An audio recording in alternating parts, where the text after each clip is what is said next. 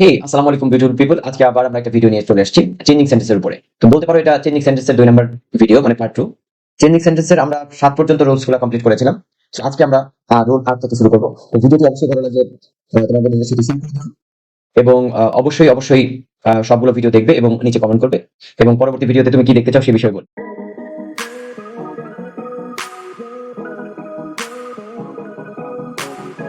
তো আমরা কথা না বাড়িয়ে মূল ভিডিওতে চলে যাই। আমাদের আজকের রুল হচ্ছে 8 নম্বর রুল। তো 8 নম্বর রুলে আমাদের বলা হচ্ছে পাস্ট ইনডিফিনিট টেন্সের দুইটা বাক্য যদি আমাদের as soon as দ্বারা যুক্ত হয়। এখানে বলা হচ্ছে as soon as দ্বারা যদি পাস্ট ইনডিফিনিট টেন্সের দুইটা বাক্য যুক্ত হলে অ্যাফার্মেটিভ থেকে নেগেটিভ করার সময় আমরা কি করব? as soon as স্থানে, তো as soon as যেখানে আছে এই জায়গাটাতে আমাদের হয়ে যাবে no sooner had। তাহলে আমরা যখন পাস্ট ইনডিফিনিট টেন্সের দুইটা বাক্য যুক্ত হবে তখনই আমরা as soon as এর জায়গায় no sooner had দিব। এটাকে একটু মনে রাখতে হবে। এরপরে প্রথম যে বাক্য থাকবে, তাহলে মোটামুটি as soon as যুক্ত পাস্ট ইনডিফিনিট টেন্সের দুইটা বাক্য আমরা যুক্ত দেখব। তো প্রথম বাক্যের যে সাবজেক্টটা থাকবে ওই সাবজেক্ট আমাদের বসিয়ে দিতে হবে। তারপরে ওইখানে যে ভার্বটা থাকবে ওই ভার্বের ওখানে যে ভার্বটা থাকবে ওই ভার্বের ভি3 করে দিতে হবে। অর্থাৎ ভার্ব যেই ফরম্যাটেই থাকুক আমি ভার্বের পিপি অর্থাৎ পাস্ট পার্টিসিপল করে দিব, যেটাকে আমরা সংক্ষিপ্তভাবে ভার্বের ভি3 বলি। এরপরে আমরা দিব বাকি অংশ, দিয়ে দিব ওই বাক্যের বাকি অংশ। তারপরে আমাদের মাঝখানে যেহেতু দুটা বাক্য যুক্ত থাকে একটা কমা থাকে, কমার পরিবর্তে আমরা ওই জায়গাটা দিয়ে দিব দেন। দেওয়ার পর দ্বিতীয় যে বাক্যটি থাকবে সেই বাক্যটি কোনো পরিবর্তন আসবে না, যা আছে তাই থেকে যাবে। সেখানে আমরা একটু বাক্যটা দেখে নিই, এক্সাম্পল দেখে নিই। আমাদের এখানে as soon as দিয়ে আমাদের দুইটা বাক্য যুক্ত হয়েছে। আমরা একটু দেখে নিই দুইটা বাক্য যুক্ত হয়েছে কোন টেন্সের। সো এখানে ফার্স্ট ইনডিফিনিট টেন্সের দুইটা বাক্য আমরা দেখেছি, ভার্বের ভি2 আছে, সি স সেম এইখানটাতে। আর দ্বিতীয় বাক্যে দেখো এখানে আছে র্যান শব্দটা কিন্তু ভার্বের ভি2 মানে ফার্স্ট ইনডিফিনিট টেন্স অর্থাৎ ভার্বের পাস্ট ফর্ম। সো এই জন্য এই দুইটা বাক্যকে আমি ফার্স্ট ইনডিফিনিট টেন্স বলছি। তো পাস্ট ইনডিফিনিট টেন্সের দুইটা বাক্যের মধ্যে প্রথম যে বাক্যের যে ভার্বটা থাকবে এই ভার্বটাকে আমরা ভার্বের ভি3 করে দিব। আর দ্বিতীয় যে বাক্যটা থাকবে সেটা থেকে যাবে। তো আমরা দেখি এখানে as soon as এর জায়গায় আমরা যেহেতু পাস্ট ইনডিফিনিট টেন্সের বাক্য no sooner had বসিয়ে দিয়েছি প্রথমে। তারপরে যে পরের ভার্বটা আছে এই যে দেখো ভার্বের ভি3 হয়ে গেছে, ছিল স এরপর সিন, এরপরে বাকি অংশ আমাদের বসে গেছে। তারপরে আমরা কমার যে জায়গাটা আছে আমাদের ছিল, কমার যে জায়গাটা সেখানে আমাদের বসে যাচ্ছে দেন। কমার জায়গাটা আমরা কি দিচ্ছি? দেন। তারপরে বাকি যে বাক্যটা রয়েছে সেটা কিন্তু আমাদের কোনোই পরিবর্তন হচ্ছে না, যা আছে তাই বসে যাচ্ছে। তাহলে আমরা দেখতে পেলাম যে as soon as দিয়ে যদি দুটো পাস্ট ইনডিফিনিট টেন্সের বাক্য যুক্ত হয় তাহলে as soon as এর জায়গায় আমরা কি দিয়ে দিব?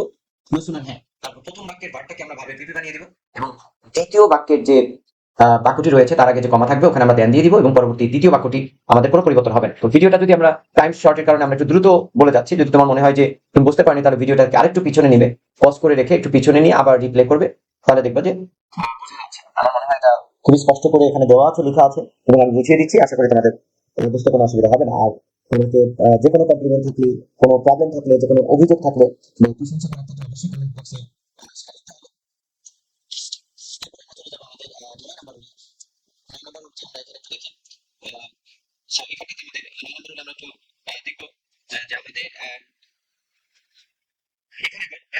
এখানে দেখো as soon as দিয়ে প্রেজেন্ট টেন্সের দুইটা বাক্য যুক্ত হবে। এখানে কিন্তু as soon as দিয়ে দুইটা বাক্য যুক্ত হবে কি? প্রেজেন্ট টেন্সের দুইটা বাক্য, অর্থাৎ প্রেজেন্ট টেন্সের দুইটা বাক্য as soon as দ্বারা যুক্ত হচ্ছে। তো যুক্ত হলে যখন আমরা অ্যাফার্মেটিভ থেকে নেগেটিভ করব তখন আমাদের as soon as যে জায়গাটা রয়েছে as soon as এর জায়গায় আমরা দিব no sooner do অথবা no sooner does। as soon as এর জায়গায় আমরা কি দিব? no sooner do অথবা no sooner does। আর প্রথম বাক্যে এটা কিন্তু 8 নম্বর রুলের মতোই। প্রথম বাক্যের যে সাবজেক্ট, এখন একটু খেয়াল করতে হবে, প্রথম বাক্যের সাবজেক্টটা আমাকে বসাতে হবে V0। এই কথাটা আমরা কেন বলছি এটা একটু ভালো করে বুঝে নিব। কারণ তুমি যখন কোনো বাক্যে do don't does does not did did not বসাবে সেই বাক্যের ভার্বটা বেস ফর্মে নিতে হবে, যেটা আমরা আগেও একবার বলেছিলাম আমরা এই কথাটা। সেখানে যেহেতু তুমি নোসোনার ডু ব্যবহার করছো অথবা নোসোনার ডাজ ব্যবহার করছো, সেই কারণে ভার্বের V0 আমাদের বসাতে হবে। তারপরে আমরা দেখতে পাচ্ছি বাক্যের বাকি অংশ, অর্থাৎ প্রথম বাক্যের যেটুকু থাকবে বাকি অংশ। আর এখানে কমন একটা সিনারি আমাদের ছিল যে কমার পরিবর্তে আমরা বসিয়ে দিচ্ছি দেন, এই যে দেনটা বসিয়ে হচ্ছে কমার পরিবর্তে। আর দ্বিতীয় বাক্য যেটা থাকবে সেটা কিন্তু আমাদের একই রকম থাকবে, কোনো পরিবর্তন হবে না। আমরা এবার উদাহরণটা দেখি। এই যে as soon as দিয়ে শুরু হয়েছে বাক্য, আর এটা যে পাস্ট ইনডিফিনিট টেন্স তার প্রমাণ হচ্ছে এই যে কামস আছে দেখো, আর এখানে আছে মিটস।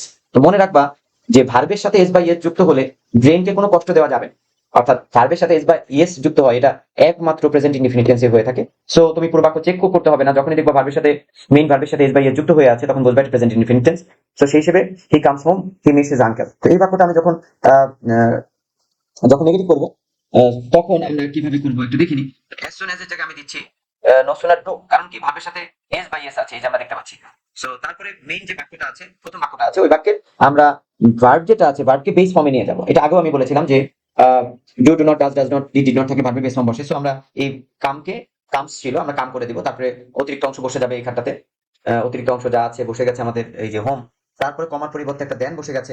এরপর দ্বিতীয় যে বাক্যটা আছে তোমরা একটু খেয়াল করলে বুঝতে পারবে যে কোনো পরিবর্তন হয় নাই।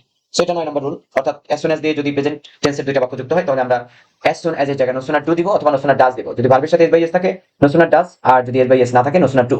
তারপরে আমরা মেইন প্রথম বাক্যের যে মেইন ভার্বটা আছে এটাকে ভার্বের ভি জিরো করে দিব, কমার পরিবর্তে দেন দিব, দ্বিতীয় বাক্য একই রকম থাকবে। এই হচ্ছিল আমাদের 9 নম্বর রুল। এরপর আমরা চলে যাব 10 নম্বর রুলে। আমাদের 10 নম্বর রুলটা আমাদের একদমই সহজ আছে। 10 নম্বর রুলে আমাদের বলা হচ্ছে কোনো বাক্যে যদি অলওয়েজ থাকে আমরা নেভার দিয়ে দিব, আর পরবর্তী শব্দের বিপরীত শব্দ বসবে। এটা আমরা অন্য রুলে বলে আসছিলাম, এই জন্য এখানে বলা হয়নি। তাহলে আমরা একটা বাক্য দেখি। রবিন রবিন অলওয়েজ, অলওয়েজ শব্দটা আছে এটাকে নেগেটিভ করার সময় আমরা নেভার দিয়ে করব। তাহলে এখানে দেখি পরবর্তী শব্দ যেটা থাকবে একটু খেয়াল করতে হবে। পরবর্তী শব্দ যেটা থাকবে এই যে শব্দটা অ্যাটেন্ডস, এটার বিপরীত শব্দ আমাদের দিয়ে দিতে হবে, তাহলে বাক্য নেগেটিভ হবে। অর্থাৎ আমরা সাবজেক্ট দিয়ে দিয়েছি, একটু খেয়াল করো। তারপরে আমরা অলওয়েজ এর, এই যে অলওয়েজ এর বিপরীত শব্দ আমরা দিয়েছি নেভার, তারপরে অ্যাটেন্ডের বিপরীত শব্দ হচ্ছে মেসেজ, আর বাকি যেটুকু আছে এটুকু এমনি বসে যাবে। এই হচ্ছে আমার 10 নম্বর রুল আমাদের। তারপরে আমরা চলে যাবো 11 নম্বর রুলে। 11 নম্বর রুলে আমরা একটু দেখবো যে যদি কোনো বাক্যে এস ডট এস থাকে, আমি একটু এটা মুছে নিই। যদি কোনো বাক্যে এস ডট এস থাকে তাহলে আমরা নট লেস দিব প্রথম অংশের জায়গায়, আর দ্বিতীয় এর জায়গায় দিব দ্যান। আমরা একটা বাক্য দেখে আসি যেখানে এস ওয়াইজ এস আছে। তাহলে এটাকে যদি আমি নেগেটিভ করি তাহলে আমার স্বাভাবিকভাবে এইখানে যে সিমি আছে সিমিটা এখানে বসে গেছে, যেটা আছে এটা ওয়াজটা এখানে বসে গেছে। এরপর আমরা বলেছি প্রথম এই যে এস এর জায়গায় আমরা দিব নট লেস, আমরা কি দিব? নট লেস দিব। আর দ্বিতীয় যে এস রয়েছে এখানে আমরা দিচ্ছি দ্যান, আর বাকি যে রিমি আছে রিমি এখানে বসে গেছে। এখন খেয়াল করো, Simi was as wise as Rimi, সেটাকে যখন আমরা নেগেটিভ করছি Simi was not less wise than Rimi, সেভাবে করলে আমাদের নেগেটিভ হয়ে যাবে। এটা একটু মনে রাখতে হবে। অ্যাজ ডট অ্যাজ থাকলে প্রথম অংশে দিতে হবে নট লেস, দ্বিতীয় অংশে দিতে হবে দেন। এটা আরেকটু ব্যাখ্যা আমরা যাবো না আপাতত। এটা যেহেতু 6, 7, 8, 9 এর স্টুডেন্ট ওই ভিডিওটা দেখছে, তাদের ব্যাখ্যার আপাতত এর চেয়ে বেশি ডিপে আমরা যাবো না। এই বাক্যগুলোকে আরো অনেক অ্যাঙ্গেলে ব্যাখ্যা করা যেতে পারে। আর যারা 9, 10 তাদের সাথে সম্ভবত আমার ক্লাস আগে হয়েছে, তারা বুঝতে পারো। আর না বুঝতে পারলে আমাকে কোশ্চেন করো, আমি পরবর্তী ক্লাসে এই নাম্বারগুলো কোন নাম্বারে প্রবলেম থাকলে সেই রুলসটা আমরা আগে আলোচনা করে তারপরে পরবর্তী রুলসে যাব। সো এরপর আমরা চলে যাবো আমাদের 12 নাম্বার রুলে, এই ভিডিওর লাস্ট রুলটা। সো এই ভিডিওতে আমরা দেখি যে যদি কোনো বাক্যে লেস দ্যান থাকে তখন আমরা কি করব। এমন লেস দ্যান বাক্যে আছে, এমন বাক্যকে নেগেটিভ করার জন্য আমরা কি করতে হবে?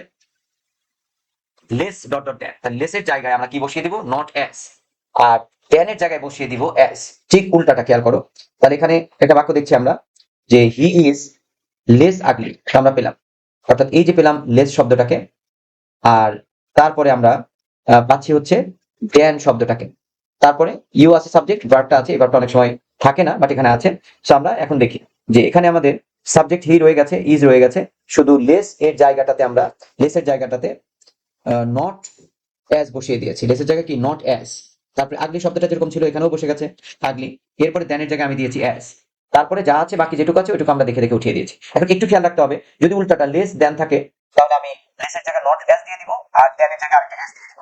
এটুকু নট অ্যাজ ডট অ্যাজ এরকম আসবে আর কি। দেনের জায়গায় আমি অ্যাজ দিয়ে দিব।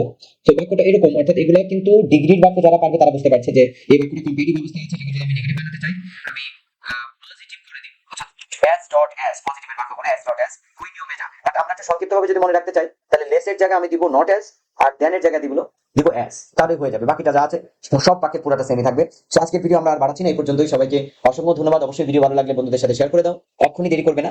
আর অবশ্যই ভিডিওর নিচে ভালো লাগলে লাগুক খারাপ লাগুক যে কোনো ব্যাপারে একটা কমেন্ট করে যেতেই হবে, এবং ভিডিওর কমেন্টে অবশ্যই তোমার বন্ধুদের হ্যাশ চিহ্ন ব্যবহার চিহ্ন ব্যবহার করে তোমার বন্ধুদের একটু মেনশন করে দাও, যারা তোমার বন্ধুরাও দেখতে পারে।